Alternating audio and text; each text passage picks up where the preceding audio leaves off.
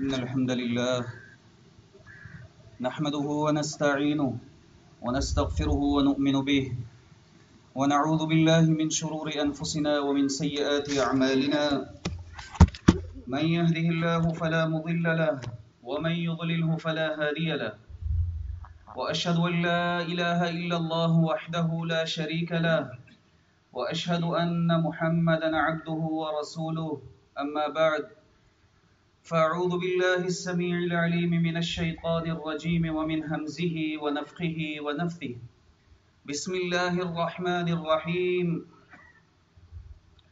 وقال الله تعالى قد أفلح من تزكى وقال الله تعالى في مقام آخر ورهبانية ابتدعوها ما كتبناها عليهم إلا ابتغاء رضوان الله فما رعوها حق رعايتها فآتينا الذين آمنوا منهم أجرهم وكثير منهم فاسقون. وعن أبي هريرة رضي الله عنه عن النبي صلى الله عليه وسلم قال إن الدين يسر ولن يشد الدين أحد إلا غلبه فسددوا وقاربوا وأبشروا واستعينوا بالغدوة والروحة وشيء من الدلجة. محترم سامعین، آپ کے سامنے اللہ رب العزت کی سچی اور آخری کتاب قرآن مجید فرقان حمید میں سے سورۃ الاعلی کی آیت نمبر 13 اور سورۃ الحدید کی آیت نمبر 27 تلاوت کی ہے، اور صحیح بخاری کی حدیث نمبر 39 آپ کے سامنے پڑھی ہے۔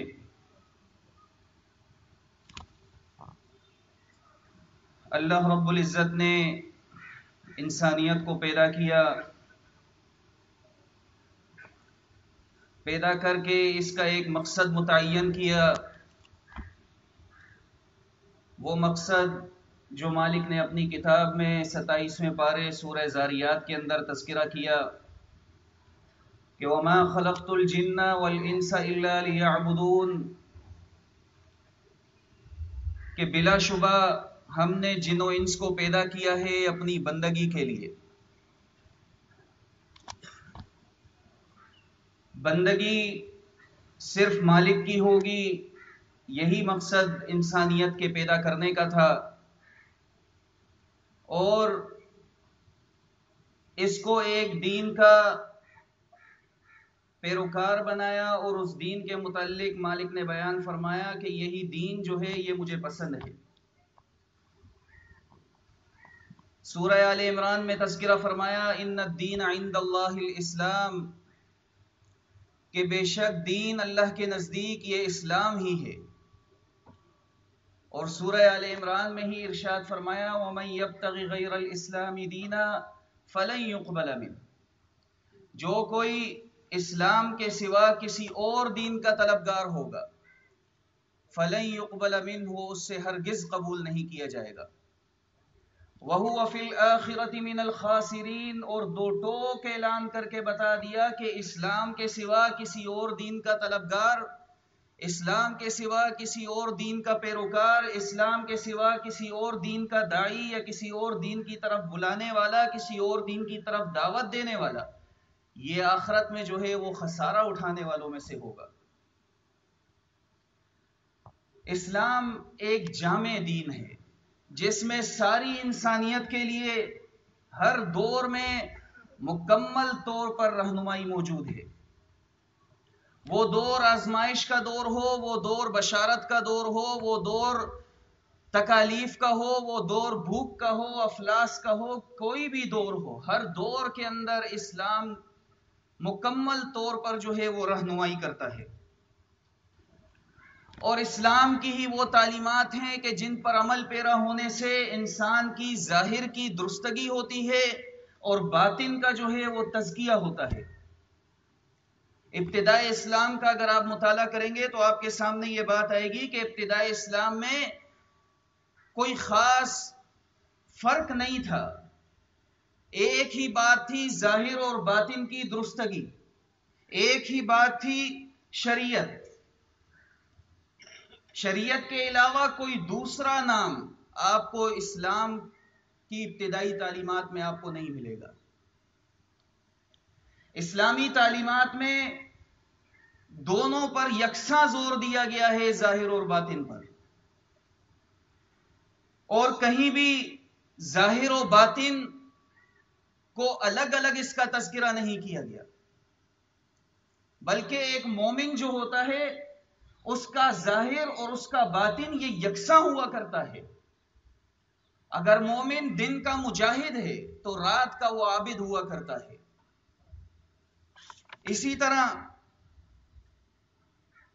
ابتدائی اسلام میں یہ چند لوگوں کے اندر یہ عام خیال پایا جاتا تھا کہ بندہ جس قدر اپنے اوپر تکلیفیں اٹھاتا ہے اسی قدر اللہ جو ہے وہ بندے سے خوش ہوتا ہے، اور اس کی بڑی عبادت یہ شمار ہوتی ہے۔ اسی لیے مطالعہ کرنے سے یہ بات سامنے آتی ہے کہ اس وقت لوگ اپنے جسم کو بڑی بڑی تکلیفیں دیا کرتے تھے اور سمجھتے تھے کہ جس قدر جسم کو جو ہے وہ تکلیفیں دی جائیں گی ہمارا مالک ہمارا رب ہم سے اتنا ہی راضی ہوگا، اور جس قدر تکلیفیں دی جائیں گی ہماری روح میں اس قدر صفائی اور پاکیزگی آئے گی۔ اسی سوچ کے پیش نظر، اسی سوچ کے نتیجے میں یونانیوں کے اندر اشراقیت نے وجود لیا، عیسائیوں میں رہبانیت نے وجود لیا، ہندوؤں میں جوگ نے وجود لیا، اور نام نہاد مسلمانوں نے اسلام کے مد مقابل لا کر دین طریقت کو کھڑا کر دیا۔ اس میں کیا ہوتا تھا اور کیا ہو رہا ہے؟ دین طریقت میں یہی شروع سے چلا آ رہا ہے کہ ان میں کوئی گوشت نہ کھانے کا عہد کر لیتا ہے کہ میں گوشت نہیں کھاؤں گا، وہ گوشت جو اللہ تعالیٰ نے حلال کیا ہے۔ کوئی ہفتہ یا 40 دن میں ایک دفعہ غذا کرتا ہے، کوئی سر تا پیر برہنہ رہتا ہے اور ہر قسم کے لباس کو تقدس کا ننگ سمجھتا ہے۔ کوئی چلے کی سردی میں اپنے بدن کو ننگا رکھتا تھا، کوئی عمر بھر یا سالہ سال اپنے آپ کو کھڑا رکھتا یا بیٹھا رہتا اور سونے اور لیٹنے سے جو ہے وہ گریز کرتا تھا۔ کوئی اپنا ایک ہاتھ کھڑا رکھتا تھا کہ سوکھ جائے، کوئی عمر بھر تاریک تہخانوں اور غاروں میں چھپ کر اللہ کی روشنی تلاش کرتا۔ یہ تمام کام کر کے یہ سوچ ان کی تھی کہ یہ کام کر کے ہمارا رب ہم سے راضی ہوگا اور ہمارا رب ہم سے خوش ہوگا۔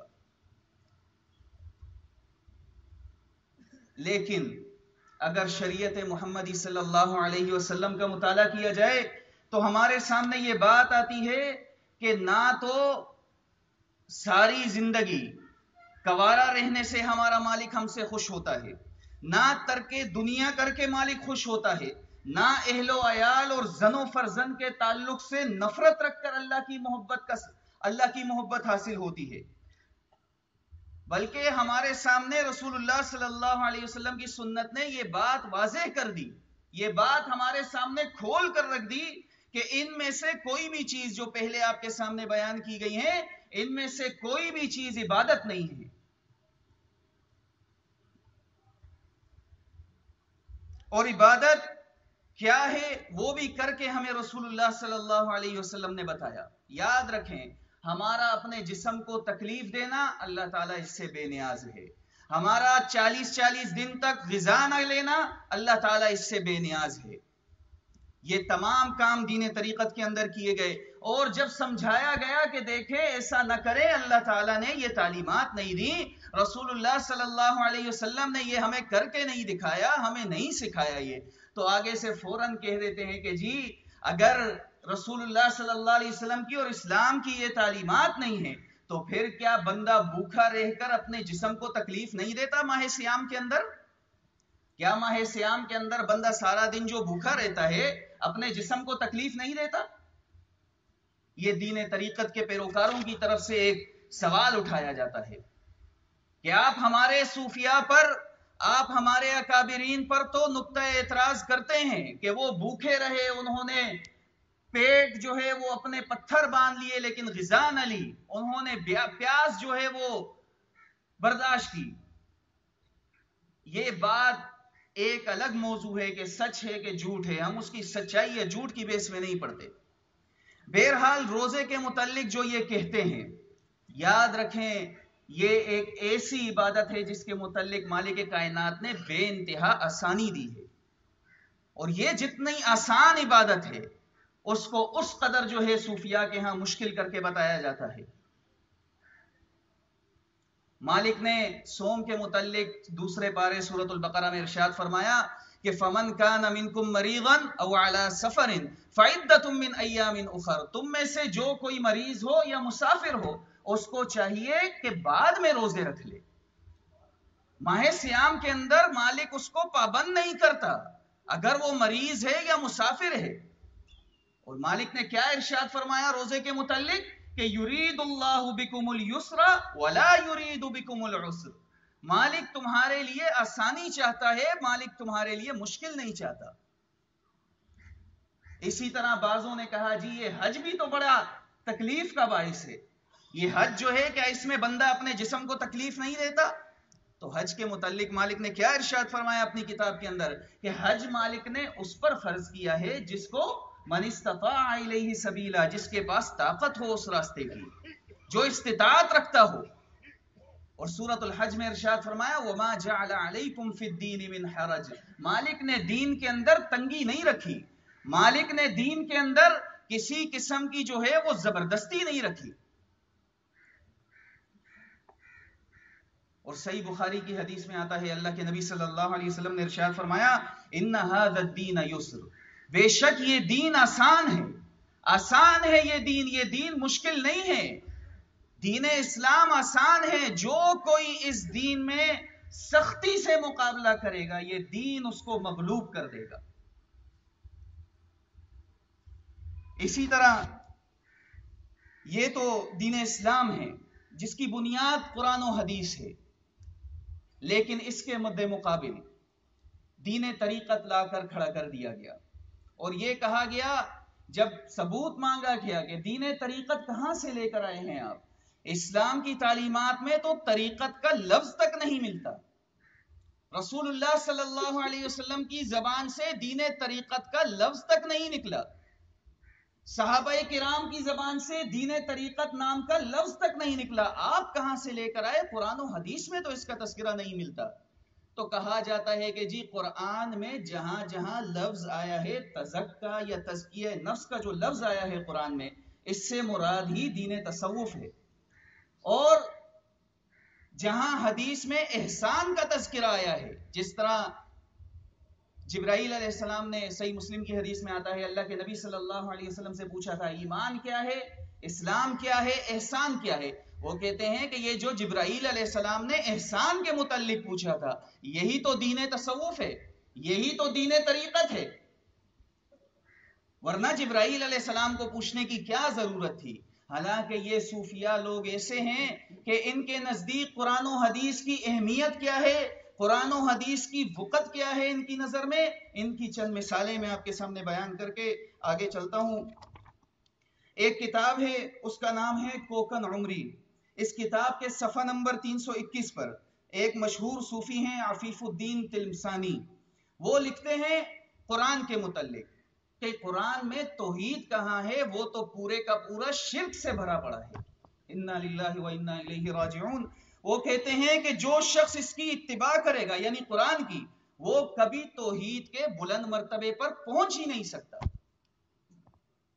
استغفر اللہ، یہ ان کا نظریہ ہے قرآن کے متعلق، اور اسی کتاب کے اسی صفحے پر 321 نمبر صفحے پر حدیث رسول صلی اللہ علیہ وسلم کے بارے میں ایک اور مشہور صوفی جن کو صوفیاء کا سردار کہا جاتا ہے، جن کے یہ دعوے تھے کہ سبحانی ما اعظم شانی، جن کے یہ دعوے تھے کہ میرا جھنڈا رسول اللہ صلی اللہ علیہ وسلم کے جھنڈے سے بلند ہے، جو کہتے تھے کہ میری شان، اس کے تو کیا ہے، میری شان تو بہت بڑی ہے. بایزید بستامی ان کے متعلق لکھا ہے، وہ کہتے ہیں کہ تم اہل شریعت لوگ، ایک بات کی ذرا سی وضاحت کر دوں اس حوالے سے پہلے، کہ صوفیاء کے ہاں 4 درجے ہیں. پہلا شریعت، دوسرا طریقت، تیسرا حقیقت، اور چوتھا معرفت. وہ کہتے ہیں کہ جیسے ابھی الحمدللہ ہم شریعت محمدی صلی اللہ علیہ وسلم کے پیروکار ہیں، وہ کہتے ہیں کہ یہ جو شریعت والا ہے یہ سب سے نچلے درجے والا ہے.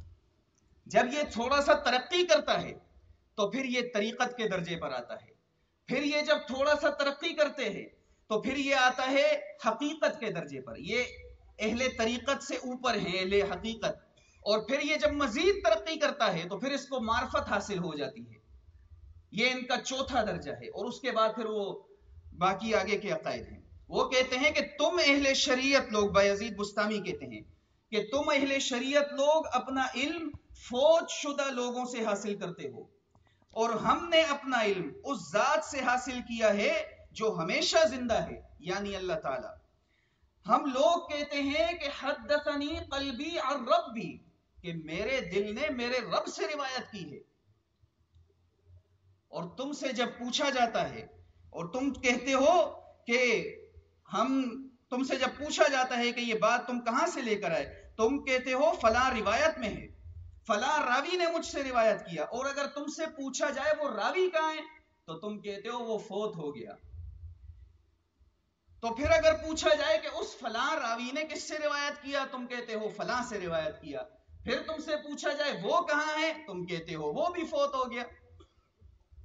تو اس نے کہا کہ تم اہل شریعت لوگ اپنا علم حاصل کرتے ہو فوت شدہ لوگوں سے، یعنی محدثین.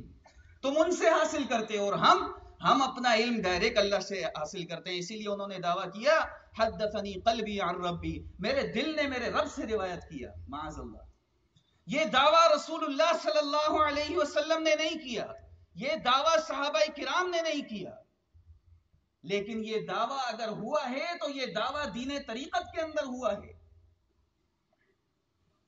قرآن و حدیث کا یہ استہزاء اور یہ مذاق، یہ ان کے ہاں کوئی بڑی بات نہیں ہے. ان کی کتابوں کے اگر آپ مطالعہ کریں گے آپ کے سامنے یہ بات آئے گی کہ قرآن و حدیث کی تو کوئی وقت ہی نہیں تھی ان کے سامنے. ایک حوالہ ہے فتوحات مکیہ نامی کتاب کا، اس میں ایسے ہی پوچھا گیا ایک صوفی سے کہ جی آپ یہ عقائد کہاں سے لے کر آئے ہیں، آپ کو یہ بات کس نے بتائی؟ تو ابن عربی کے متعلق ہے کہ اس نے فوراً کہہ دیا، اس نے کہہ دیا کہ حدثنی قلبی عن ربی، میرے دل نے میرے رب سے روایت کی ہے. صوفیاء لوگ، یہ تو ان کا نظریہ ہے قرآن و حدیث کے متعلق. یہ تزکیہ نفس حاصل کرنے کے لیے دعویٰ تزکیہ نفس کا ہوتا ہے کہ تزکیہ نفس حاصل کرنے کے لیے یہ مختلف عبادتیں اور مختلف ریاضتیں کرتے ہیں، اور وہ عبادتیں اور وہ ریاضتیں کر کر یہ دعویٰ کرتے ہیں کہ ان کے ذریعے ہم اللہ تک پہنچتے ہیں. اور جب ایک صوفی وہ ان کا مرید بنتا ہے، ان بڑے صوفیاء کا، تو اس کو کہتے ہیں بیٹا ابھی تو شریعت سے آیا ہے، ابھی تو نے ترقی کرنی ہے، ابھی تو پہلے فنا فی الشیخ ہوگا، پھر تو فنا فی الرسول ہوگا، پھر تو فنا فی اللہ ہوگا. یعنی ابھی تو نے ترقی کرنی ہے. اس ترقی کی سوچ میں وہ طرح طرح کی عبادتیں اور طرح طرح کی ریاضتیں کرواتے ہیں. ان کی چند مثالیں میں آپ کے سامنے پیش کرتا ہوں. ایک کتاب ہے غوث الثقلین، اس کے صفحہ نمبر 83 پر عبد القادر جیلانی صاحب کے بارے میں لکھا ہے کہ پیران پیر عبد القادر جیلانی یہ 15 سال تک عشاء کے بعد طلوع صبح سے پہلے ایک قرآن شریف ختم کر لیا کرتے تھے. کتنے سال تک؟ 15 سال تک. اس کا مطلب یہ ہے کہ اگر قرآن رات میں ختم کرتے تھے تو 15 سال تک یہ رات میں سوئے نہیں ہیں، کیونکہ قرآن کو اگر ایک دن میں تلاوت کرنے کی کوشش کی جائے تو کم از کم 1 گھنٹے میں 3 سپاروں کی تلاوت کی جا سکتی ہے. یعنی اگر بندہ وہ والا ہو، اسپیڈ والا مولوی ہو. تو 1 گھنٹے میں 3 سپاروں کی تلاوت کر سکتا ہے، یعنی 20 منٹ میں 1 سپارہ. تو 30 سپاروں کے لیے کتنا ٹائم چاہیے؟ کم از کم 10 گھنٹے تو چاہیے، 10 گھنٹے چاہیے کم از کم. وہ 10 گھنٹے کی تو بڑی مشکل سے رات ہوتی ہے. اس کا مطلب یہ ہے کہ 15 سال تک وہ رات میں سویا نہیں کرتے تھے، بلکہ وہ یہ قرآن شریف جو ہے رات میں ختم کر لیتے تھے. اور کس حالت میں کرتے تھے آگے اس کا بھی تذکرہ آ رہا ہے. آپ نے یہ سارے قرآن پاک 1 پاؤں پر کھڑے ہو کر ختم کیے. 1 پاؤں پر، ایسے 1 پاؤں کھڑے رکھا اور 1 پاؤں پر کھڑے ہو کر ختم کیے. یہ خود فرماتے ہیں کہ میں 25 سال تک عراق کے جنگلوں میں تنہا رہا، 1 سال تک گھاس اور پھینکی ہوئی چیزوں پر گزارا کرتا رہا، اور پانی تو مطلقاً پیا ہی نہیں. پھر 1 سال تک صرف پانی پیتا رہا، پھر تیسرے سال صرف پانی پر گزارا کرتا رہا، پھر 1 سال تو ایسا آیا کہ نہ کچھ کھایا، نہ پیا، نہ سویا. انہوں نے تو سائنس کو فیل کر دیا ہے. سائنس کہتی ہے کہ 3 دن تک اگر انسان پانی نہ پیے 3 دن تک تو کیا ہوگا؟ مر جائے گا وہ. اور غذا کے متعلق کیا کہتی ہے سائنس؟ 7 دن کا، کہ 7 دن تک اگر اس نے کچھ کھایا نہیں تو اس کی یقین ہے کہ اس کی موت واقع ہو جائے گی. اور یہاں عبد القادر جیلانی صاحب کہتے ہیں کہ جی 15 سال تک تو میں راتوں کو سویا نہیں، 25 سال یہ مقام حاصل کرنے کے لیے، جو ان کا مقام ہے، جو ان کو کہا جاتا ہے غوث العظم، جو ان کو کہا جاتا ہے غوث پاک، یہ مقام حاصل کرنے کے لیے انہوں نے 25 سال تک جو ہے وہ عراق کے جنگلوں میں گزارے.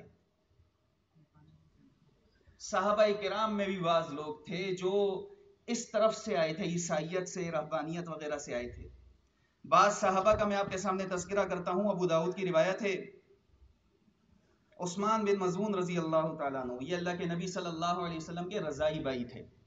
ان کے متعلق آتا ہے کہ اللہ کے نبی صلی اللہ علیہ وسلم نے ان کو بلایا. ابو داؤد کی روایت میں ہے، وہ آپ کے پاس آئے تو آپ صلی اللہ علیہ وسلم نے فرمایا، اے عثمان ارغبت عن سنتی، اے عثمان کیا تو نے میری سنت سے جو ہے وہ انحراف کر دیا ہے؟ عثمان بن مظعون رضی اللہ تعالیٰ عنہ نے فوراً گھبرا گئے. دیکھیں یہ صحابہ تھے، فوراً گھبرا گئے. کیا جواب دیا؟ لا واللہ یا رسول اللہ، اللہ کی قسم ایسی بات نہیں ہے رسول اللہ صلی اللہ علیہ وسلم. فوراً گھبرا گئے. صرف اتنا سنا اللہ کے نبی صلی اللہ علیہ وسلم کے منہ سے کہ اے عثمان کیا تو نے میری سنت سے انحراف کر لیا ہے؟ فوراً گھبرا گئے. لا واللہ یا رسول اللہ، اللہ کی قسم ایسی بات نہیں ہے رسول اللہ صلی اللہ علیہ وسلم. آگے اپنی وضاحت کی، ولیکن سنتک اطلب، میں تو آپ کی سنت کا طلبگار رہتا ہوں. عثمان بن مظعون رضی اللہ تعالیٰ عنہ نے اپنی جان پر مشقت کی تھی، راتوں کو سوتے نہیں تھے، مسلسل صوم رکھتے تھے. تو اللہ کے نبی صلی اللہ علیہ وسلم نے ان کو بتایا کہ دیکھو اگر تم نے میری سنت سے انحراف نہیں کیا اور میری سنت کے طلبگار رہتے ہو تو پھر میری سنت یہ ہے، فَإِنِّي أَنَامُ، کہ بے شک میں سوتا بھی ہوں، وَأُصَلِّي، میں صلاۃ بھی پڑھتا ہوں، وَأَصُومُ، میں روزہ بھی رکھتا ہوں، وَأَفْطِرُ، میں افطار بھی کرتا ہوں، وَأَنْكِحُ النِّسَاءَ، اور میں عورتوں سے نکاح بھی کرتا ہوں. فَاتَّقِ اللَّهَ یا عثمان، اے عثمان اللہ سے ڈر، اللہ سے ڈر. وَإِنَّ لِأَهْلِكَ عَلَيْكَ حَقًّا، بے شک تجھ پر تیرے اہل و عیال کا بھی حق ہے، تجھ پر تیری بیوی کا بھی حق ہے، تجھ پر تیرے مہمان کا بھی حق ہے، تجھ پر تیری جان کا بھی حق ہے. لہٰذا کبھی روزہ رکھ، کبھی نہ رکھ، اسی طرح کبھی صلاۃ پڑھ اور کبھی سویا بھی کر. یعنی رسول اللہ صلی اللہ علیہ وسلم نے کیا سنت بتائی کہ میری سنت یہ ہے کہ میں سوتا بھی ہوں، میں عبادت بھی کرتا ہوں. میری سنت یہ ہے کہ میں روزہ بھی رکھتا ہوں، میں افطار بھی کرتا ہوں. لہٰذا تم پر لازم ہے اے عثمان کہ میری سنت کو اپناؤ. یہ رسول اللہ صلی اللہ علیہ وسلم نے عثمان بن مظعون رضی اللہ تعالیٰ عنہ کو نصیحت کی. اس حدیث کے پیرائے سے ہم یہ تو کہہ سکتے ہیں کہ جو کام اس کتاب میں تذکرہ کیا گیا ہے، غوث الثقلین کتاب میں جو کام عبد القادر جیلانی صاحب کے متعلق لکھا گیا ہے، یہ کام اللہ کے نبی صلی اللہ علیہ وسلم کے سنت سے انحراف میں کیا گیا ہے، ان کی سنت کے مطابق نہیں کیا گیا یہ کام. اسی طرح ایک اور کتاب ہے مشائخ چشت، اس میں لکھا ہوا ہے صفحہ نمبر 155 ہے اس کا کہ معین الدین چشتی صاحب، یہ جو اجمیر میں مدفون ہیں معین الدین چشتی اجمیری، یہ کثیر المجاہد تھے، 70 برس تک رات کو سوئے نہیں ہیں۔ کتنے برس تک؟ 70 برس تک یہ رات کو سوئے نہیں ہیں۔ صحابی رسول عبداللہ ابن عمر رضی اللہ عنہما، ان کے متعلق اللہ کے نبی صلی اللہ علیہ وسلم کو معلوم ہوا کہ وہ مسلسل روزے رکھتے ہیں اور ساری رات عبادت کرتے ہیں، صحیح بخاری کی روایت ہے۔ تو اللہ کے نبی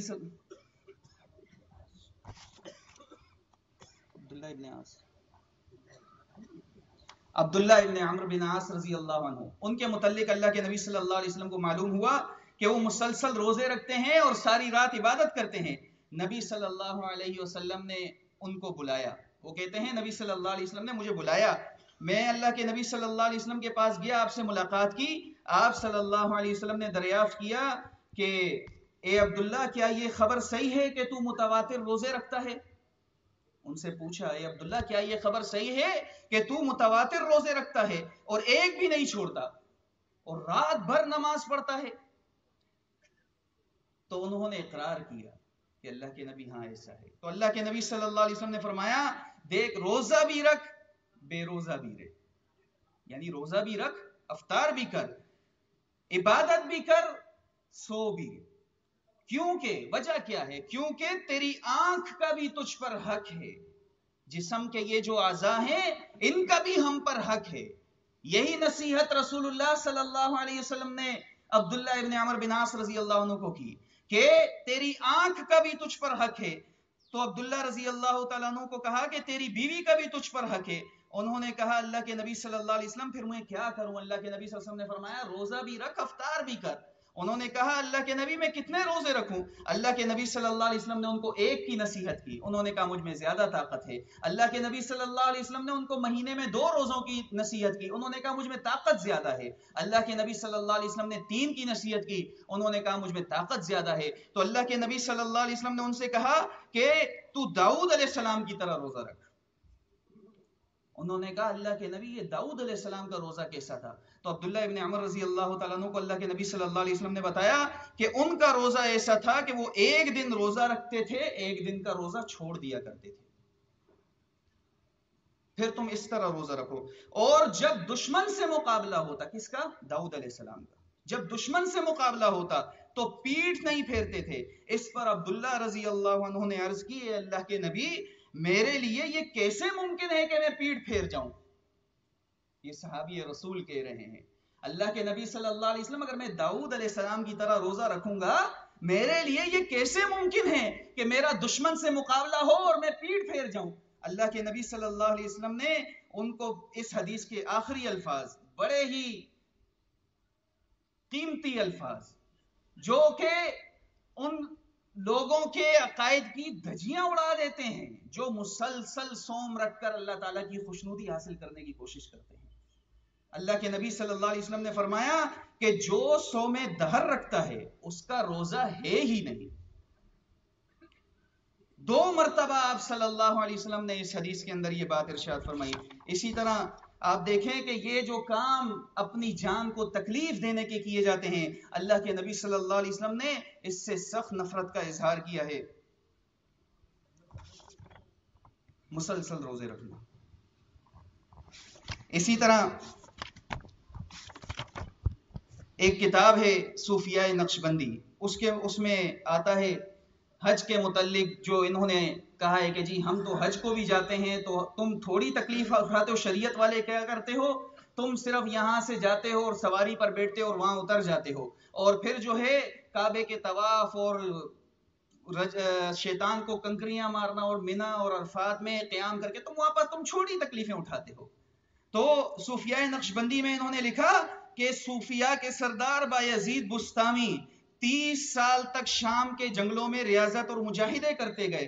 1 سال آپ حج کو گئے تو ہر قدم پر 2 گانا ادا کرتے، یہاں تک کہ 12 سال میں مکہ معظمہ پہنچے۔ کتنے سال میں؟ 12 سال میں مکہ معظمہ پہ پہنچے۔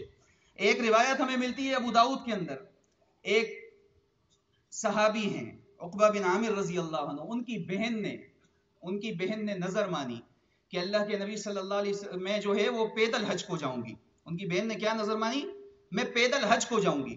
اللہ کے نبی صلی اللہ علیہ وسلم کو معلوم ہو گیا. اللہ کے نبی صلی اللہ علیہ وسلم نے عقبہ بن عامر رضی اللہ تعالیٰ عنہ کی بہن کے متعلق فرمایا کہ ان سے کہو کہ اللہ تعالیٰ تیری اس نظر سے بے نیاز ہے. اللہ تعالیٰ تیری اس نظر سے بے نیاز ہے، اسے کہو سوار ہو جاؤ. اگر پیدل حج کو جانے کی، اگر اپنے جسم کو مشقت دینے سے، اگر اس طرح کوسوں میل سینکڑوں میل پیدل چل کر اللہ کے گھر جانے سے اللہ تعالیٰ راضی ہوتا تو اللہ کے نبی صلی اللہ علیہ وسلم عقبہ بن عامر رضی اللہ عنہ کی بہن کو منع نہ کرتے. ثابت یہ ہوا کہ اللہ کے نبی صلی اللہ علیہ وسلم نے یہ بات ہمارے سامنے واضح کر دی کہ ان کاموں سے اللہ خوش نہیں ہوتا. عقبہ بن عامر رضی اللہ عنہ کی بہن کو کہا سوار ہو کر جاؤ، پیدل نہ جاؤ. اسی طرح ایک کتاب میں آتا ہے، سیرت اولیاء نامی کتاب ہے، خواجہ محمد چشتی کے بارے میں. وہ کہتے ہیں کہ انہوں نے اپنے مکان میں ایک گہرا کنواں کھدوایا. انہوں نے اپنے مکان میں ایک گہرا کنواں کھدوایا جس میں الٹے لٹک کر عبادت میں مصروف رہتے. کیا کرتے؟ الٹے لٹک کر عبادت میں مصروف رہتے. اللہ کے نبی صلی اللہ علیہ وسلم، لازمی بات ہے لٹکتے کیسے ہوں گے؟ رسی سے ہی لٹکتے ہوں گے یا کوئی مضبوط چیز ہوگی. لٹک کر عبادت میں مصروف رہتے. تو اب ایک رسی کے متعلق ذکر آتا ہے.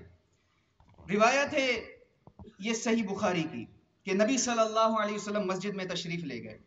آپ صلی اللہ علیہ وسلم کی نظر ایک رسی پر پڑی جو دو ستونوں کے درمیان تنی ہوئی تھی. اللہ کے نبی صلی اللہ علیہ وسلم نے دریافت فرمایا یہ رسی کیسی ہے؟ لوگوں نے عرض کیا کہ یہ زینب رضی اللہ عنہا نے باندھی ہے. کیا عرض کیا؟ یہ زینب رضی اللہ عنہا نے باندھی ہے. جب وہ نماز میں کھڑی کھڑی تھک جاتی ہیں تو اس سے لٹکی رہتی ہے. کیا کہا؟ جب وہ کھڑی کھڑی نماز میں تھک جاتی ہیں تو اس سے لٹکی رہتی ہیں. نبی صلی اللہ علیہ وسلم نے فرمایا نہیں نہیں، یہ رسی نہیں ہونی چاہیے، اسے کھول ڈالو. تم میں سے ہر شخص کو چاہیے کہ جب تک دل لگے نماز پڑھے، تھک جائے تو بیٹھ جائے. یہ اسلام کی تعلیمات ہیں، یہ اسلام کی تعلیمات ہیں. اور دین ہے، یہ تو صلاۃ ہے، فرض ہے، یہ فرض ہے. اور جو کام کنویں کے اندر لٹک کر 40 دن کنویں کے اندر لٹک کر عبادت میں مصروف رہے، یہ تو رسول اللہ صلی اللہ علیہ وسلم کی تعلیمات ہی نہیں ہیں. ایک صحابیہ اگر ایک رسی باندھتی ہے کس لیے؟ کہ میں اگر تھک جاؤں تو اس کا سہارا لے لوں. تو اللہ کے نبی صلی اللہ علیہ وسلم اس کی بھی اجازت نہیں دیتے، اس کی بھی اجازت نہیں دیتے کہ نہیں نہیں یہ رسی کھولو، جتنی طاقت ہو اتنی صلاۃ پڑھو. قرآن ہمیں کیا بتاتا ہے؟ لا یکلف اللہ نفسا الا وسعها. اللہ تعالیٰ کسی نفس کو اس کی حیثیت سے زیادہ مکلف نہیں بناتا. جتنا نفس انسان جتنا برداشت کر سکتا ہے، مالک اس کو اتنی ہی تکلیف دیتا ہے. اسی طرح ایک کتاب ہے مشائخ چشت، اس کے صفحہ نمبر 178 پر لکھا ہے کہ فرید الدین گنج شکر نے 40 روز کنویں میں بیٹھ کر چلہ کشی کی. 40 روز کنویں میں بیٹھ کر چلہ کشی کی. دیکھیں کنواں کیا ہے؟ کنویں میں لازمی بات ہے سایہ ہوگا، پانی کی وجہ سے تھوڑی ٹھنڈک بھی ہوگی. تو وہ کہتے ہیں کہ کنویں میں بیٹھ کر چلہ کشی کی 40 روز. ایک شخص، اس کا نام تھا ابو اسرائیل، ابو داؤد کی روایت میں آتا ہے، نبی اکرم صلی اللہ علیہ وسلم خطبہ دے رہے تھے. اسی دوران آپ کی نظر ایک ایسے شخص پر پڑی جو دھوپ میں کھڑا تھا. کس پہ نظر پڑی؟ ایک شخص پر جو کیا کر رہا تھا؟ دھوپ میں کھڑا تھا. نبی صلی اللہ علیہ وسلم نے اس کے متعلق پوچھا یہ کون ہے اور یہ ایسا کیوں کر رہا ہے؟ لوگوں نے بتایا اللہ کے نبی صلی اللہ علیہ وسلم یہ ابو اسرائیل ہے، اس نے نظر مانی ہے کہ یہ کھڑا رہے گا، بیٹھے گا نہیں، نہ سائے میں آئے گا نہ بات کرے گا، اور روزہ رکھے گا.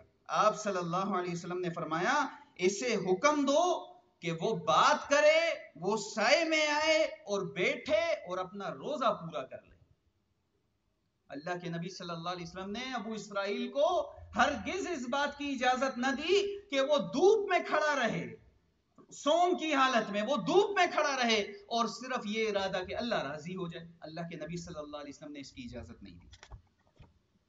اسی طرح ایک اور حدیث میں آتا ہے، دیکھیں تعلیمات میں، رسول اللہ صلی اللہ علیہ وسلم کی تعلیمات میں جان کو تکلیف دینا یہ کس قدر اللہ کے نبی صلی اللہ علیہ وسلم اس سے جو ہے منع کرتے تھے، اس کا اندازہ آپ ترمذی کی اس حدیث سے لگائیں کہ نبی صلی اللہ علیہ وسلم ایک بوڑھے کے قریب سے گزرے جو اپنے 2 بیٹوں کے سہارے حج کے لیے چل رہا تھا۔ آپ صلی اللہ علیہ وسلم نے پوچھا کیا معاملہ ہے ان کا؟ لوگوں نے کہا اللہ کے رسول انہوں نے پیدل چلنے کی نظر مانی ہے۔ بوڑھا تھا، بوڑھا تھا، اس نے کیا، اللہ کے نبی صلی اللہ علیہ وسلم نے پوچھا کیا معاملہ ہے؟ یہ بوڑھا ہے 2 بیٹوں کے سہارے چل رہا ہے۔ کہا اللہ کے نبی پیدل چلنے کی جو ہے وہ نظر مانی ہے۔ آپ صلی اللہ علیہ وسلم نے فرمایا اللہ عز و جل اس کے اپنی جان کو عذاب دینے سے بے نیاز ہے، یعنی اللہ کو اس کے اس حج کی کوئی ضرورت نہیں ہے۔ اللہ عز و جل اس کے اپنی جان کو عذاب دینے سے بے نیاز ہے۔ پھر آپ صلی اللہ علیہ وسلم نے اس کو سوار ہونے کا حکم دیا۔ کیا حکم دیا؟ کہ سوار ہو کر جا، تو بیٹوں کا سہارا لے کر اور اتنی بڑھاپے میں تکلیف لے کر تو حج کرنے کو چلا ہے، تو سوار ہو کر جا۔ یہ رسول اللہ صلی اللہ علیہ وسلم نے اس شخص کو تعلیمات دی۔ ایک کتاب ہے حدیقۃ الاولیاء، اس کے صفحہ نمبر 57 میں ملا شاہ قادری فرماتے ہیں کہ تمام عمر ہم کو غسل جنابت اور احتلام کی حاجت نہیں ہوئی، کیونکہ یہ دونوں غسل نکاح اور نیند سے متعلق ہیں۔ ہم نے نہ نکاح کیا اور نہ ہم سوتے ہیں، نہ ہم نے نکاح کیا اور نہ ہم سوتے ہیں۔ یہ تعلیمات ہیں دین طریقت کی، جبکہ رسول اللہ صلی اللہ علیہ وسلم کی تعلیمات کیا ہیں؟ صحیح بخاری کی روایت میں آتا ہے 3 حضرات نبی صلی اللہ علیہ وسلم کی ازواج مطہرات کے گھروں کی طرف آپ کی عبادت کے متعلق پوچھنے آئے۔ جب انہیں نبی کریم صلی اللہ علیہ وسلم کا عمل بتایا گیا تو جسے انہوں نے کم سمجھا، جب انہیں رسول اللہ صلی اللہ علیہ وسلم کی عمل بتایا گیا انہوں نے کم سمجھا اس کو، اور کہا کہ ہمارا کیا مقابلہ رسول اللہ صلی اللہ علیہ وسلم کے ساتھ، آپ کی تو تمام اگلی پچھلی لغزشیں معاف کر دی گئی ہیں۔ ان میں سے ایک نے کہا کہ آج سے میں ہمیشہ رات بھر صلات پڑھوں گا۔ کیا کہا؟ آج سے میں ہمیشہ رات بھر صلات پڑھوں گا۔ دوسرے نے کہا میں ہمیشہ روزے رکھوں گا، یعنی صائم رہوں گا اور کبھی ناغہ نہیں ہونے دوں گا۔ تیسرے نے کہا کہ میں عورتوں سے جدائی اختیار کروں گا۔ تیسرے نے کیا کہا؟ میں عورتوں سے جدائی اختیار کر لوں گا اور کبھی نکاح نہیں کروں گا۔ پھر نبی کریم صلی اللہ علیہ وسلم تشریف لائے اور ان سے پوچھا کیا تم نے ہی یہ باتیں کہی ہیں؟ ان سے پوچھا کیا تم نے یہ باتیں کہی ہیں؟ تو انہوں نے جب اس کا اقرار کیا تو اللہ کے نبی صلی اللہ علیہ وسلم نے کہا سن لو، اللہ تعالیٰ کی قسم، اللہ رب العالمین سے میں تم سب سے زیادہ ڈرنے والا ہوں، اور میری سنت کیا ہے؟ میں تم میں سب سے زیادہ پرہیزگار ہوں۔ میری سنت یہ ہے کہ میں روزے بھی رکھتا ہوں، میں افطار بھی کرتا ہوں، میں صلات بھی پڑھتا ہوں رات میں اور سوتا بھی ہوں، اور میں عورتوں سے نکاح بھی کرتا ہوں۔ اور پھر بڑے تاریخی جملے ارشاد فرمائے فَمَن رَغِبَ عَن سُنَّتِي فَلَيْسَ مِنِّي، جو میری سنت سے انحراف کرے گا وہ مجھ میں سے ہے ہی نہیں۔ اب صوفیاء میں جو لوگ کہیں کہ جی ہم تو نکاح نہیں کرتے، ہمیں تو حاجت ہی نہیں آئی کبھی غسل جنابت کی کیونکہ ہم نے نکاح ہی نہیں کیا، ہم ساری زندگی جو ہے وہ کنوارے رہے، تو ہم اس حدیث کے پیرائے سے کہتے ہیں فَمَن رَغِبَ عَن سُنَّتِي فَلَيْسَ مِنِّي، جس نے رسول اللہ صلی اللہ علیہ وسلم کی سنت سے انحراف کیا اس کا رسول اللہ صلی اللہ علیہ وسلم سے کوئی تعلق ہی نہیں ہے، اس کا کوئی تعلق ہی نہیں ہے رسول اللہ صلی اللہ علیہ وسلم سے۔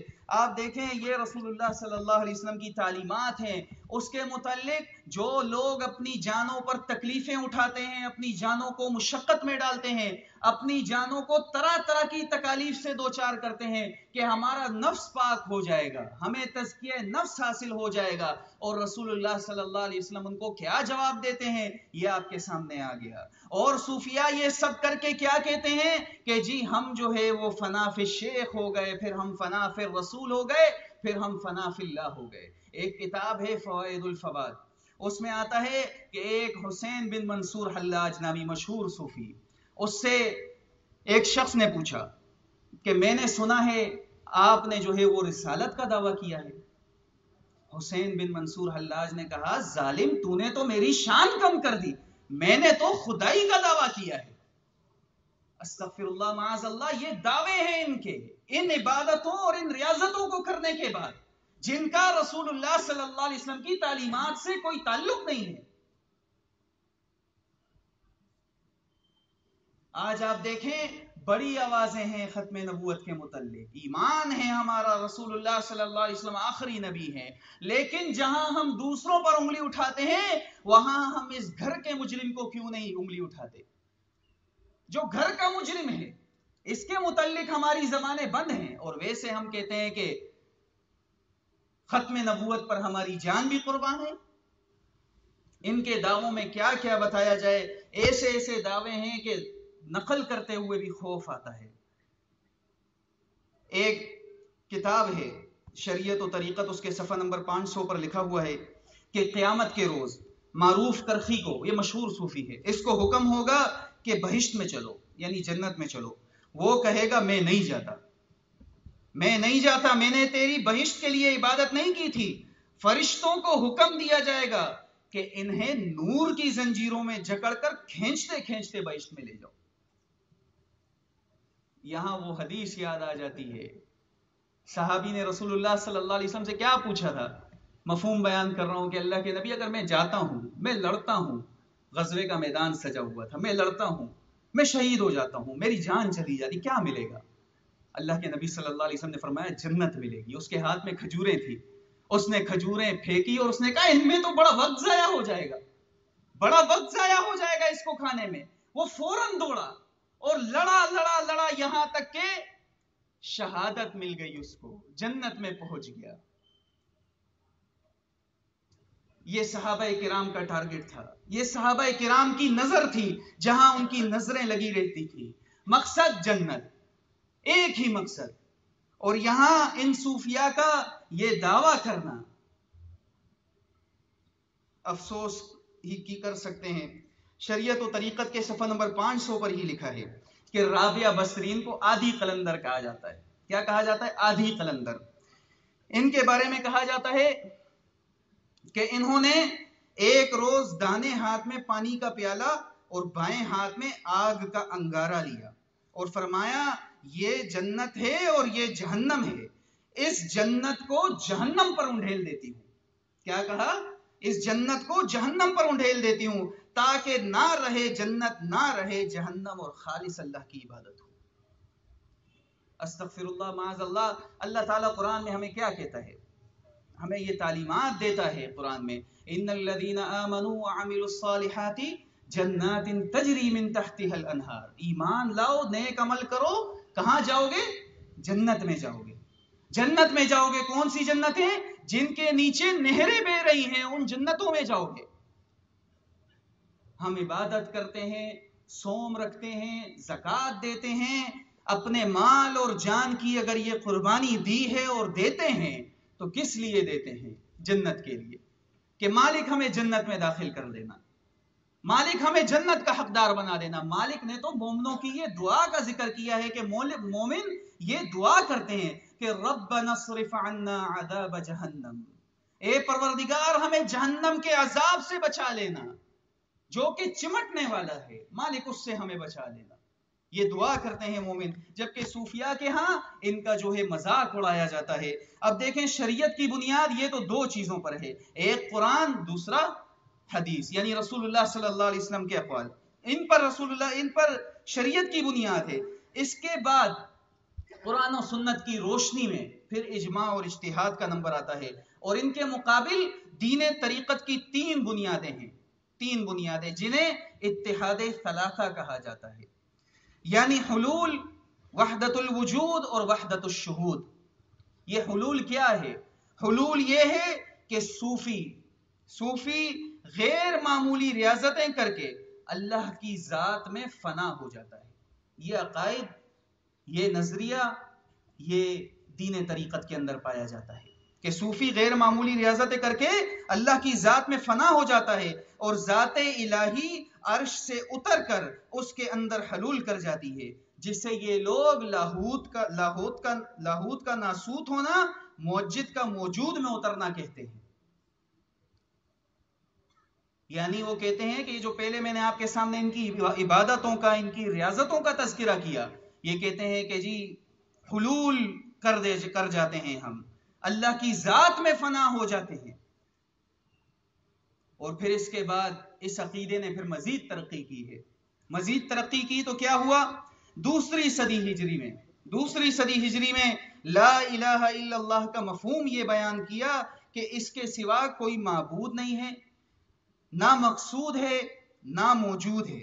اس نظریے نے بعد کی صدیوں میں مزید ترقی کی تو معبود و مقصود کے الفاظ حذف ہو گئے اور لا الہ الا اللہ کا مطلب لا موجود الا اللہ ہو گیا. یعنی لا الہ الا اللہ کا کیا مطلب ہے؟ اللہ کے سوا کوئی معبود نہیں. اور انہوں نے اس کا مطلب کیا نکال لیا؟ لا موجود الا اللہ، یعنی اللہ کے سوا کوئی موجود ہی نہیں ہے. یہ سب کچھ جو تم دیکھ رہے ہو یہ سارا اللہ کا وجود ہے، نعوذ باللہ. خواہ کتا ہے، خواہ بلی ہے، خواہ نجاست ہے، خواہ کوئی پاک چیز ہے، خواہ کچھ بھی ہے، یہ سارا اللہ کا وجود ہے. موسیٰ علیہ السلام نے اللہ تعالیٰ سے کیا کہا تھا؟ مالک میں تجھے دیکھنا چاہتا ہوں، میں تجھے دیکھنا چاہتا ہوں. مالک نے کیا جواب دیا؟ تو مجھے نہیں دیکھ سکتا، نہیں دیکھ سکتا. اگر مالک کا وجود ہر جگہ ہوتا، ہر چیز مالک کے وجود کا حصہ ہوتی، تو مالک کی طرف سے موسیٰ علیہ السلام کو یہ کہا جا سکتا تھا کہ موسیٰ تیرا وجود بھی تو میری ذات کا ہی حصہ ہے. لیکن مالک کی طرف سے یہ نہیں کہا گیا. آخری جو ان کا نظریہ ہوتا ہے وحدت الشہود کا، وہ کہتے ہیں وحدت الشہود یہ ہے کہ بندہ فنا فی اللہ ہو کر اتنا عروج کرے کہ بلند ہو کر اصل یعنی اللہ سے واصل ہو جائے، اللہ سے جڑ جائے. یہ سب باتیں ہندوؤں کی ویدانت اور یوگ اور یونانیوں کی باطنیت اور عیسائیوں کی رہبانیت میں قدرے مشترک ہیں. یہ تین ان کے دین طریقت کی بنیاد ہے، جس کو حلول اور وحدت الوجود اور وحدت الشہود کہا جاتا ہے. اس کے متعلق تو آپ کے سامنے بیانات ہوتے بھی رہتے ہیں، وقت ابھی ختم ہو گیا ہے.